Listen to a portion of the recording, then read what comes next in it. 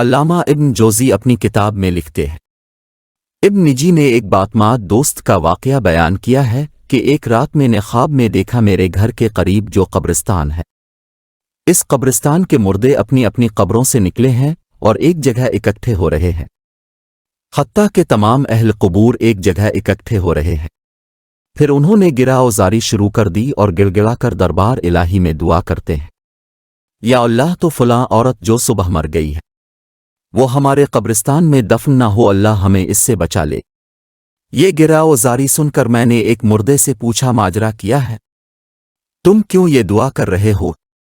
اس نے بتایا، جو عورت آج مری ہے جہنمی ہے، اگر یہ ہمارے قبرستان میں دفن کر دی گئی تو ہمیں اس کا عذاب دیکھنے میں تکلیف ہوگی، اس لیے ہم گرا اوزاری کر رہے ہیں اور گڑ گڑا کر دعائیں مانگ رہے ہیں۔ یہ سن کر میں بیدار ہو گیا اور سخت پریشانی میں مبتلا ہو گیا۔ صبح ہوئی، قبرستان کی طرف نکلا اور دیکھا کہ گورکن قبر کو کھود چکے ہیں۔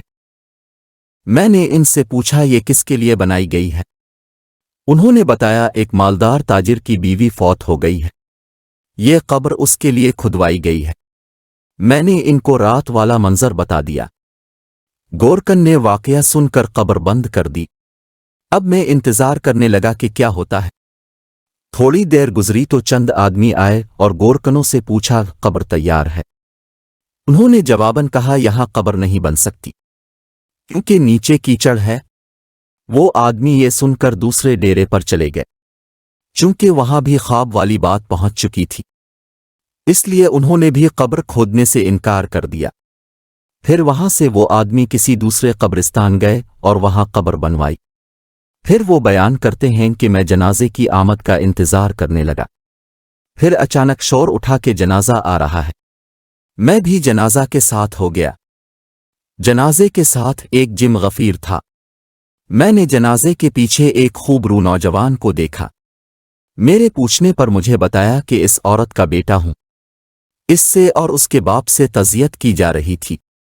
جب میت کو دفن کر دیا گیا تو میں ان دونوں کے قریب گیا اور کہا، میں نے رات ایک خواب دیکھا ہے، اگر اجازت ہو تو بیان کر دوں؟ یہ سن کر باپ نے یعنی مرنے والی کے خاوند نے کہا، مجھے خواب سننے ضرورت نہیں، لیکن لڑکے نے کہا، مجھے سنائے۔ میں اسے اکیلے میں لے گیا اور خواب بیان کر دیا۔ پھر اس سے کہا، تجھے چاہیے کہ تو اس بات کی تفتیش کرے اور وجہ معلوم کرے کہ کیوں قبر والوں نے گڑ گڑا کر دعا کی ہے۔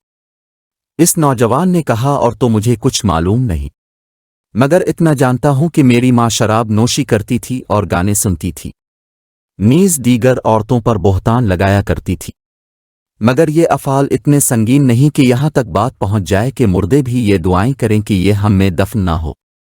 پھر وہ نوجوان مزید کہنے لگا کہ ہاں، ہمارے گھر ایک بوڑھی عورت ہے جس کی عمر 99 سال کی ہے، وہ میری ماں کی دیا اور خدمت گار تھی، اگر اب چاہیں تو چلیں چل کر اس سے پوچھ لیتے ہیں، شاید وہ میری ماں کا کردار جانتی ہو۔ پھر ہم دونوں اس نوجوان کے گھر گئے۔ اس نوجوان نے مجھے ایک بالا خاتون سے ملوایا۔ اس نوجوان نے بڑھیا کو میری طرف متوجہ کیا۔ میں نے خواب بیان کر کے پوچھا، اماں کیا تیرے پاس کچھ معلومات ہیں؟ یہ سن کر بڑھیا کہنے لگی، میں اللہ سے دعا کرتی ہوں کہ وہ اسے بخش دے، وہ عورت بہت زیادہ بدکار تھی۔ اس پر نوجوان نے بڑھیا سے پوچھا، کیا میری ماں شراب نوشی، گانا سننے اور عورتوں پر بہتان لگانے کے سوا اور بھی کسی گناہ میں مبتلا تھی؟ بڑھیا نے کہا، بیٹا اگر تو برا نہ مانے تو میں تجھ کو بتا دیتی ہوں، کیونکہ اس آدمی نے جو خواب بیان کیا ہے یہ تیری ماں کے گناہوں کے سامنے معمولی ہے۔ یہ سن کر نوجوان نے کہا، میں چاہتا ہوں کہ تو ہمیں بتائے تاکہ ہم ایسے کردار سے بچ جائیں اور عبرت حاصل کریں۔ یہ سن کر بڑھیا رونے لگی اور کہنے لگی، خدا تعالیٰ جانتا ہے کہ میں کئی سال سے توبہ کر چکی ہوں اور مجھے امید تھی کہ تیری ماں بھی توبہ کر لے گی، مگر اس نے توبہ نہ کی۔ اب تمہیں 3 کارنامے تیری ماں کے سناتی ہوں۔ تو اس بڑھیا نے اس عورت کے لڑکے کو مخاطب کر کے کہا، تیری ماں بہت بڑی بدکار تھی، ہر دن 2 نوجوان اس کے گھر آتے تھے جس سے وہ اپنی خواہش پوری کرتی تھی، اور تیرا باپ بازار میں کام کرتا تھا۔ پھر تو جب جوانی کو پہنچا تو نہایت حسین و جمیل ہو چکا تھا۔ میں دیکھا کرتی تھی کہ تیری ماں تیری طرف شہوت کی نظر سے دیکھا کرتی تھی، حتیٰ کہ ایک دن تیری ماں نے مجھے کہہ دیا کہ میں اپنے بیٹے پر فرفتہ ہو گئی ہوں، لہذا کسی طریقے سے اس کو میری طرف راغب کر۔ میں نے یہ بات سن کر تیری ماں سے کہا، بیٹی یہاں تک کیوں جاتی ہے؟ تیرے لیے اور بہت سارے نوجوان ہیں جن سے تو اپنی خواہش پوری کر سکتی ہے، لہذا بیٹی تو اللہ تعالیٰ سے ڈر اور اس ارادے سے باز آ جا۔ تو تیری ماں کہتی تھی، نہیں، مجھے اس کے سوا صبر نہیں۔ تو میں نے تیری ماں سے پوچھا، تو اس مقصد میں کیسے کامیاب ہو سکتی ہے؟ حالانکہ بیٹا بھی اب 9 عمری کو ہے، تو خواہ مخواہ بدنام ہوگی، لہذا خدا کے لیے اس ارادے سے باز آ جا۔ تو تیری ماں نے مجھ سے کہا، اماں تو میری مدد کرے تو میں کامیاب ہو سکتی ہوں۔ میں نے پوچھا، کیا ہیلا کیا جائے؟ تو تیری ماں نے کہا کہ فلاں گلی کے مکان میں ایک عرضی نویس ہے، وہ رکے خط لکھ کر مردوں کو عورتوں سے ملاپ کراتا ہے اور اجرت لیتا ہے، تو اس کو کہہ کہ وہ میرے بیٹے کو تحریر لکھے اور نام لیے بغیر کہے کہ ایک دوشیزہ تجھ سے عشق کی حد تک محبت کرتی ہے، وہ تجھ سے فلاں جگہ فلاں وقت ملاپ چاہتی ہے۔ اس بوڑھی عورت نے کہا کہ میں نے ایسا ہی کیا، اور جب تجھے میں نے وہ خط دیا تو بھی فریفتہ ہو گیا، اور تو نے لکھ دیا کہ مجھے منظور ہے، فلاں وقت میں آ جاؤں گا۔ تو میں نے تیری ماں کو وہ خط لا کر دے دیا۔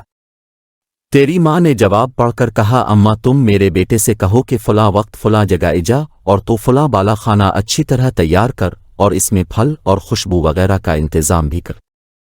تو میرے بیٹے کو یہ بھی کہہ کہ جس عورت نے تجھے بلایا ہے وہ ابھی دوشیزہ ہے اور روشنی پسند نہیں کرتی، بلکہ یہ کام اندھیرے میں بہتر ہے، تاکہ تمہارے والدین کو تم پر شک نہ گزرے۔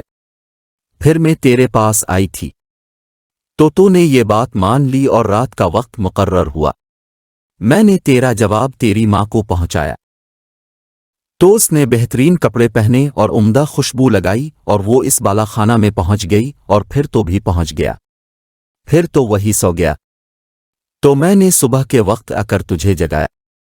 پھر چند دنوں کے بعد تیری ماں نے مجھ سے یہ کہا کہ اماں میں اپنے بیٹے سے حاملہ ہو گئی ہوں، اب میں کیا کروں؟ تو میں نے کہا، مجھے تو کچھ سمجھ نہیں آ رہی کہ تو کیا کرے، لیکن تیری ماں کسی ہیلے بہانے سے تجھ سے اپنی خواہش کرتی رہی، حالانکہ ولادت کا وقت قریب آ گیا۔